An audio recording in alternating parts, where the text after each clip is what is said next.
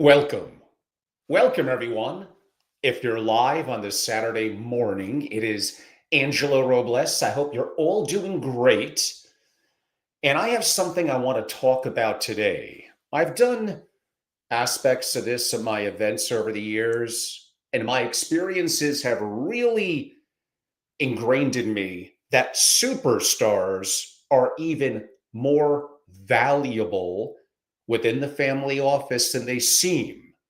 And that, well, no surprise with me, is somewhat contrarian to some perspectives within the family office that only wants perfect cultural cohesion, everyone being nice to each other.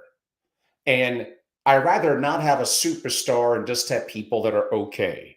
So I wrote some thoughts. I'll be putting it together in a blog post in my Substack soon. But I wanted to share some of these thoughts a little bit more openly with a more broad audience on my digital platforms. Before I get to that, since those of you that are hearing this live, it's Saturday morning, it's October here in the Northeast. The mornings are cold. It is a glorious day for college football. Just watched a little college football game day. By the way, I'm losing all my international audience now. All I really have to say on a Saturday is Boomer Sooner. Let's go, Oklahoma Sooners. South Carolina Gamecocks are going down. We forgot about last week and UT, University of Texas. Definitely not hook 'em horns. Oh my God, I'm offending probably, except for the lovely people of Oklahoma. You better all love me, but everyone else, I'm like becoming very hated. But on that note, because that game is less than, well, it's about an hour, give or take a little bit away. Why don't we get right to it? And I want feedback. Bring it on. So superstars are even more valuable than they seem. Kind of for me, a narrative with single family offices that's actually moves people. So here's what no one tells you about building or maintaining a top level family office. I don't know whether you're sitting on $500 million, 2 billion, 10 billion more. You hired, I'd like to hope, smart people, good resumes, and a professional demeanor. Bravo. They show up, they do their jobs, they don't steal from you, they don't embarrass you. But I could argue, depending on the position, I've seen it. You're leaving tens of millions of dollars, if not more, on the table. And the why? Because you often built a corporate HR structure around the family office. Same salary bands as everyone else in the market, same competitive quote unquote bonuses, same performance reviews where everyone is exceeding expectations. You could probably tell I'm not the biggest fan of HR. Man, I'm really bringing it on to people today. Meanwhile, I'm a huge fan of people that hire incredible people, regardless of whatever. We'll save that. Meanwhile, your single best person, let's call her Maria, is doing something extraordinary. She killed an acquisition your advisors were pushing that would have blown up 18 months later. She found the one real estate opportunity in a market of garbage. She restructured entities and saved you, I don't know, 2.3 million in taxes that no one else could catch. And what did Maria make last year? I've seen this all too often. 380,000. What if I told you that Maria generated, not theoretically, but actually 47 million in value? What if I told you the same person sitting next to her doing the same job has generated maybe 2 million over their entire 3-year tenure? This is the part where most family offices fail. They say we can't pay people unfairly. We can't create resentment. What about culture, Angelo? Well, here's what they're really saying. We're scared to admit that most of our people, the law of averages, are average. And one person, is doing all the heavy lifting. I get it. I mean, we were all there. We watched a $3 billion family office lose their superstar investment principal because they wouldn't budge from their $700,000 of comp. goes to a competitor, 950,000 plus carry. In the first year there, he sourced a single deal that looks like it's going to return like $80 million. The family office that lost him, well, of course, you know that story. They hired two people to replace him. And both are fine, but neither came close to being him. 3 years later, they're still searching for someone like him. There's a hard math that people don't want to face in knowledge work. Investing, strategy, complex operations. Superstars, yeah, they're pretty rare in sports and everything. They don't really follow a bell curve. Average performers exist on kind of a predictable spectrum. And honestly, they're the bulkier team. They do what's needed. They require supervision, follow processes, and produce acceptable work. Then there are superstars. They see patterns that no one else sees. They build relationships that open doors you didn't even know existed. And speed. Most people, you're too slow. Superstars often work at a notable level of speed and sophistication that almost feels like a different species. They generate insights that save you or make you millions, sometimes in a single conversation. This is not incremental 10 or 20% better. It's like 5 or 10x or more.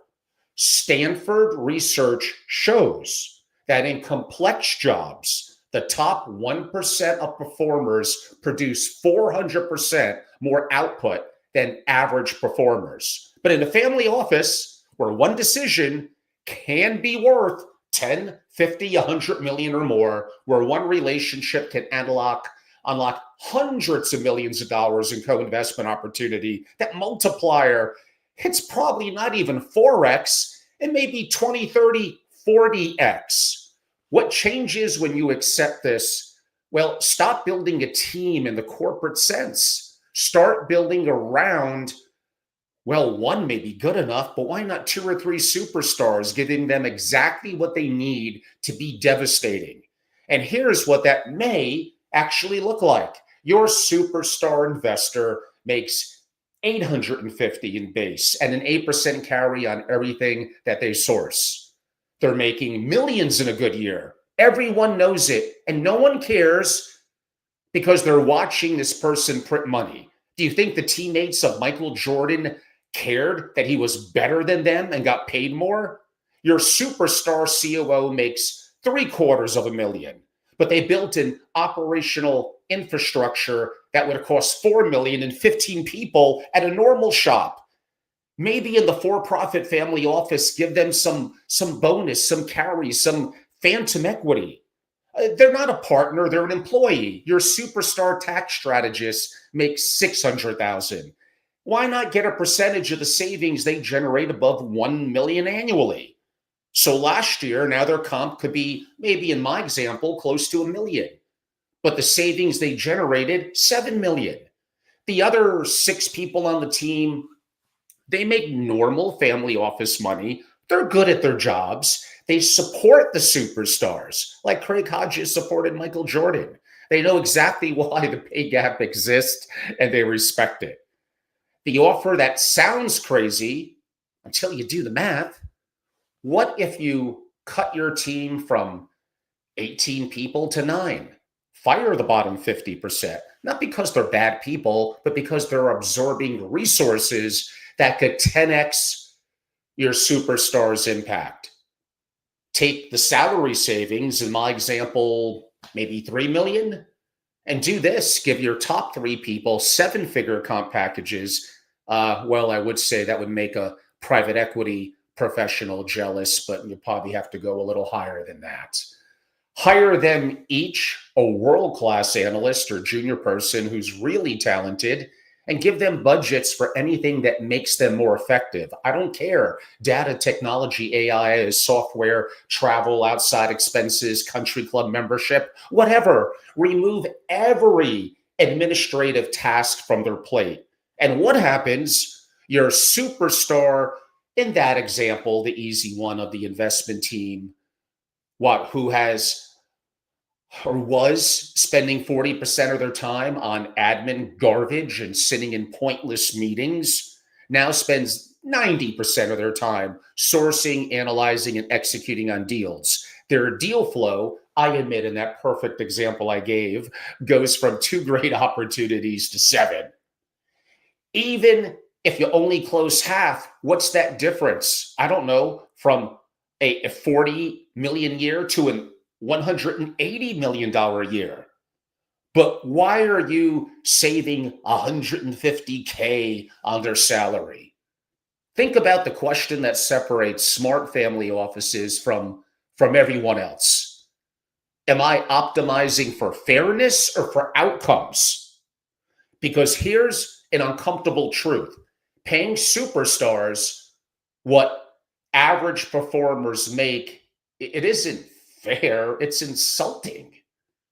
Your Maria, who generated 47 million in value, is basically making the same as the person who shows up, doesn't screw up, and produces work that is only fine.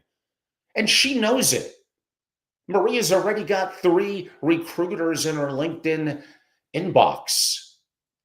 But she's too professional to complain. But she's updating her resume at night. And when she leaves, you'll offer what?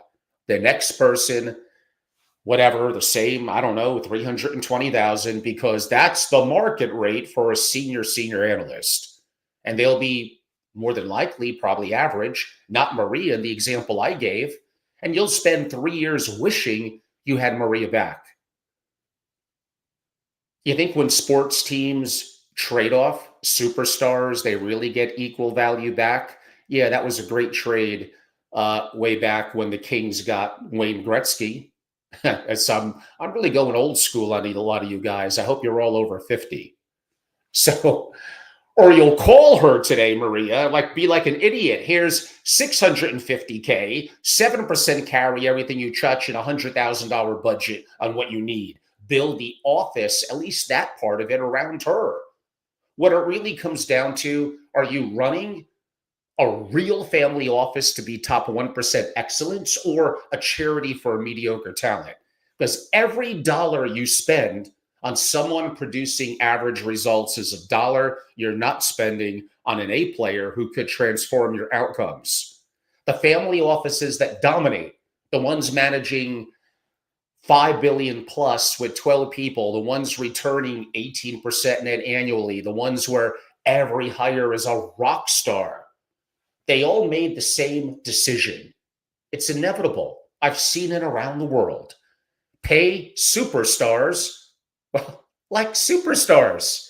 Build around them. Be ruthless about everything else. Your legacy isn't the spreadsheet of assets, it's the institution that you're building. And institutions built by exceptional people, not necessarily, although maybe collectively with the right people within strong teams, or the simply acceptable performers. The end result, what do you get?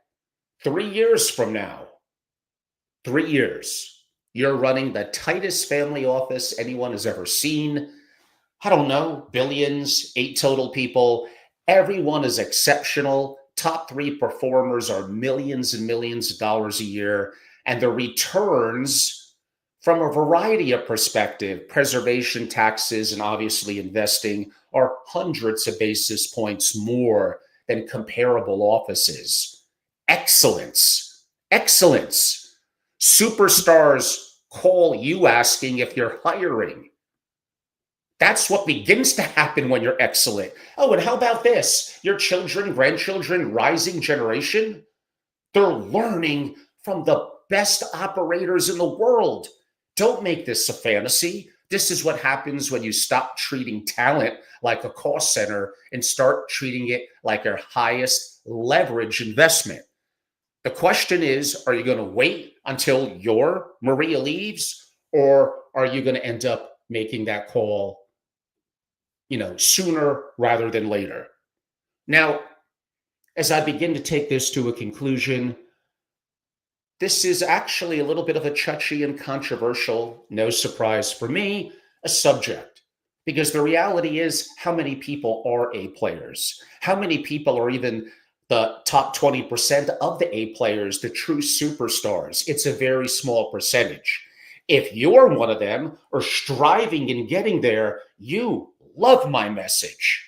But the reality is, most people are not the best version of even themselves with their limitations. They're not even the best versions of themselves.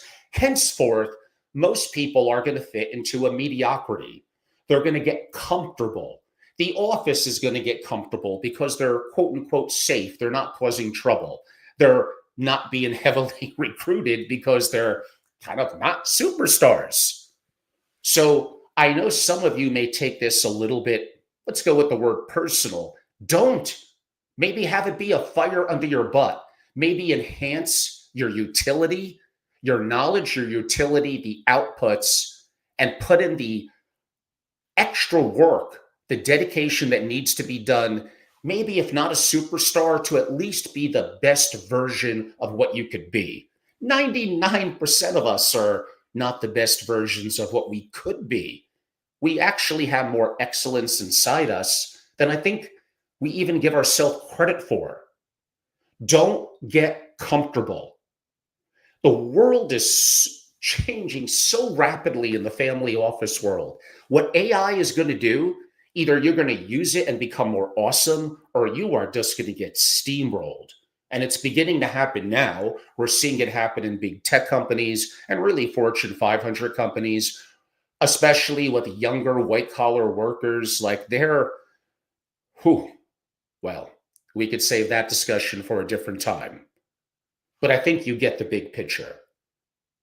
So yes, superstars are more valuable than they seem. In sports, especially a game like basketball, where it only has 5 players on the court at any one time, and they play simultaneously offense and defense, their impact on the game, a Michael Jordan, a LeBron James, a Kareem Abdul-Jabbar, a Wilt Chamberlain, one person could make an incredible impact. And if they have the persona of a Michael Jordan, intensity and driving the best out of others, and then attracting other talent, then that's how you win championships. That's how it's done. Like, I did something like maybe like 10 years ago using LeBron James as an example. Like, there's not really a scorecard in the family office world. Like, we could look at the statistics on the back of a basketball or baseball card and measure it. Now, a fair amount in the family office is also qualitative, which is harder to measure. But more importantly, my point was the benchmarking. I said this 10 years ago and I was correct. The benchmarking / best practices. Well, what are you benchmarking and doing best practices to? Is it the best of the best? Probably not. And what are the goals of that family may be different, even if you are comparing the best of the best. Now, that converts back to the real value is in first principles thinking. But again, a different subject for a different time. So don't be offended or take it personally that superstars are more valuable than they seem. Worry about worry is maybe the weird word. Focus on being the best version of yourself. Now, there were some commentaries. What do you mean by family office, personal preference? Looking at some questions, everyone. Yeah, like I think broadly that question was, are you talking about the family office? Are you talking about a private equity shop? And I think you're trying to position the conversation as it's not always black and white. And I did state that there's qualitative issues, of course, in the family office, but to ignore the spotlight, to ignore that quantitative and measurables matter. You can't improve what you can't measure. I'm a huge advocate of Peter Drucker. So don't try to take the shine off. Yes, things could be measured. At the end of the day, is it going to come down to how the decision makers in the family or family office feel, which often is a lot of qualitative. I'll agree with you on that. Yes. And how are you dealing with the investment committee, with the board? with the principals, with the rising generation, who's making a decision on you in terms of your capability, your opportunities in the family office, and your compensation. Now, this could bring up a whole bunch of other conversations. When Bill Belichick was the coach of the Patriots, his assistant coaches were being plucked left and right. Now, they often didn't end up being that good or as good as him. But when you're talented and you build out superstars and great teams, others will eventually come and take some of your talent. You always have to have some up and coming to potentially replace that. An excellent team that has a offensive coordinator in football, again, going to American sports, probably may lose that coach in 2 or 3 years to another team. They have to start to recruit and groom someone who could equally be as talented. Now, there are some other questions. How does a how does a person create $47 million of value? I've seen people create billions of dollars of value. Don't think so small. Have you ever seen direct investing family offices at billions and billions of dollars where they're making incredible tactful decisions that are driving incredible value in 10x, 100x, sometimes more returns, although in that example, more an earlier stage entrepreneurship and venture capital? Have you ever seen a family office? Again, I admit they're going to have to be bigger scale here for tax strategies and advantages, really, really complex stuff. Like, I marvel at some of the talent of some incredible superstars out there. Uh, and by the way, I do not mind your questions. I want you to ask questions, and I want you to challenge and debate ideas that I have so I can learn, not because I beat you. You mentioned talking of yourself. I don't know anything about family offices. Good for you for asking questions. I appreciate that. You're actually doing better than most people who do think they know about family offices and often are in one. So I like that. You have a fresh perspective that may be quasi-fluent on investing or strategy thinking, but not as much more specifically about my world of the single family office. I enjoy your questions. They're good questions. And you could reach out to me anytime. I always encourage people to email, even to text me. I'm a very open book, angelo@angelorobles.com. I want to be buried what I deserve to be in the family office graveyard as a white belt. I want to be a continuing learner. I don't care that I may think I'm pretty sharp, that I've been in the business for 20 years, that I know a lot of families. Sometimes that puts me in echo chambers, that I could have confirmation bias. I want to learn constantly, which is why I'm writing 3 books on family offices simultaneously. They're well, one of them's like 400 pages. I was going to say they're intimate. It's like 850 questions in various subjects that a family office being newly created or looking to be better. Some of the things we're talking about now, although I don't always like that word best practices and first principles, combine them. My members are going to get that first as a complimentary ebook, and it will be up on Kindle sometime in probably mid to late first quarter of 2026. I'll be doing a whole bunch of master classes and programming around it. My next master class is my AI family office masterclass.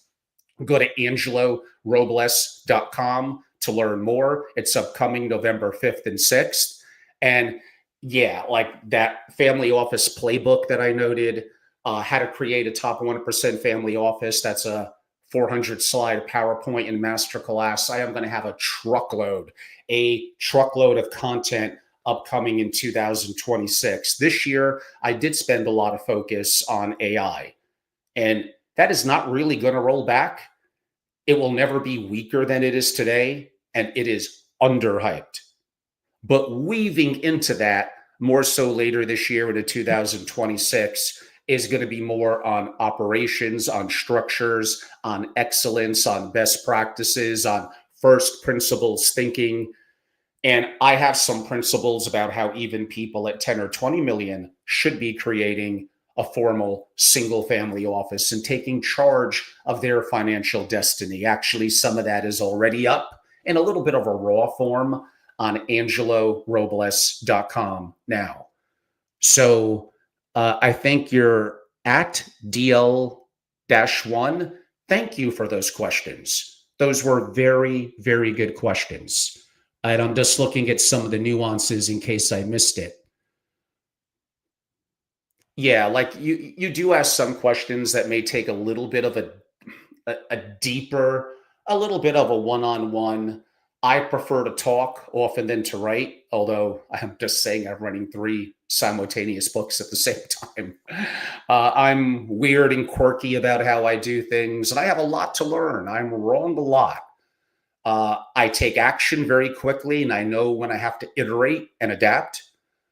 We all have our strengths and our weaknesses, but I promise you, superstars are more valuable than they seem.